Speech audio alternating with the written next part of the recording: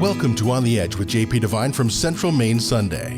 On the Edge with JP Devine Audio is sponsored by Sprague & Curtis Real Estate, the largest full-service real estate brokerage in Central Maine's capital region, selling properties, helping people, getting it done. Visit their website at spragueandcurtis.com. Now here's JP Devine. There was no Father's Day in my first years. The only time in those days that a father was officially honored was on his birthday, or when he got a promotion, shot a deer, or caught a big fish. Among the 9 kids in our house, our father was the old man. He was a career naval officer until his retirement in 1929, and that was the term for the officer who stood on the bridge and kept the ship on course. Like all fathers, then known as the breadwinner, he came home on Friday, gave Mom the paycheck, took the trash out, cut the grass, and even all of that was relegated to his older sons. Mom kept her place. She changed the sheets, did the laundry, and got supper on the table. Pop got a civil service job as chief engineer at the federal building downtown and kept his place at the head of the table. Then something went wrong in the world, suddenly, brutally, and disfiguring. In 1930, maybe earlier in the big cities, everything went sour. My father, a born sailor who always hated being beached, kept his job through most of the Depression. But when I was 9, weary, missing salt air, he died. The doctors said it was a result of a massive cerebral hemorrhage.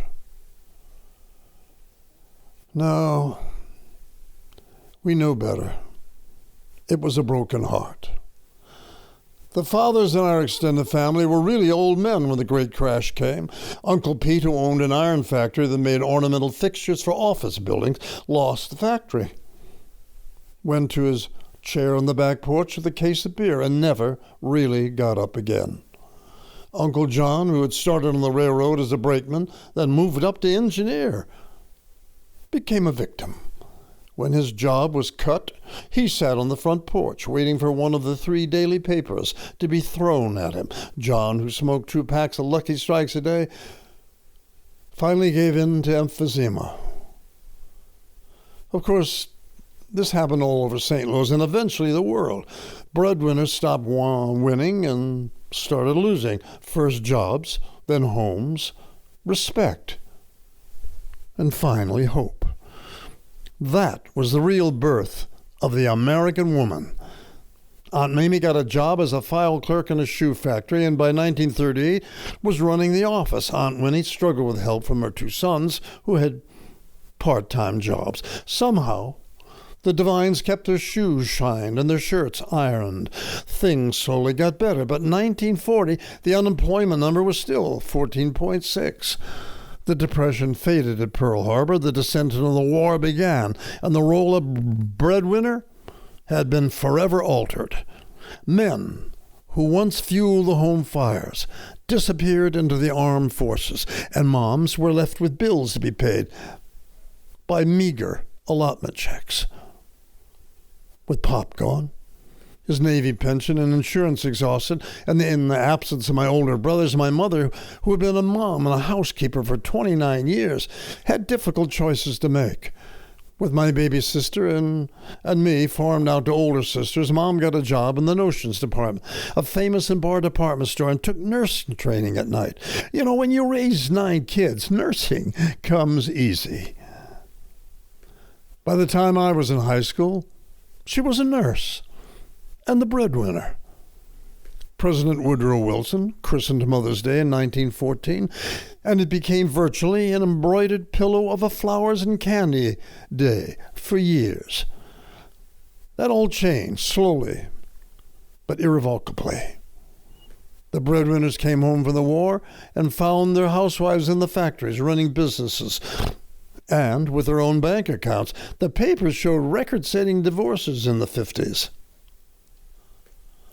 Today, all those women in white in the house, the daughters and granddaughters of the housewife women of the 30s, are themselves wives and mothers and strong independent breadwinners. Now, the political leadership is still dominated by old white men with shambolic morals, enslaved by their leader. They are confused not only by COVID-19's ferocity, but also by the blast furnace ferocity of the rising black movement, and are stumbling in the dark. Meanwhile, women like Kamala Harris, Nancy Pelosi, and Alexandria Ocasio-Cortez are shaping the political landscape. The orange popsicle of this president is melting in the heat of a new and warmer sun. I predict that in 4 years or less, America will inaugurate a woman of color. Happy Father's Day, gentlemen. Watch your back. Thanks for listening to On the Edge with JP Devine from Central Maine Sunday. On the Edge with JP Devine is sponsored by Sprague & Curtis Real Estate, the largest full-service real estate brokerage in Central Maine's capital region. Selling properties, helping people, getting it done. Visit their website at spragueandcurtis.com. Make sure you pick up Central Maine Sunday this week wherever newspapers are sold, and visit our website at centralmaine.com.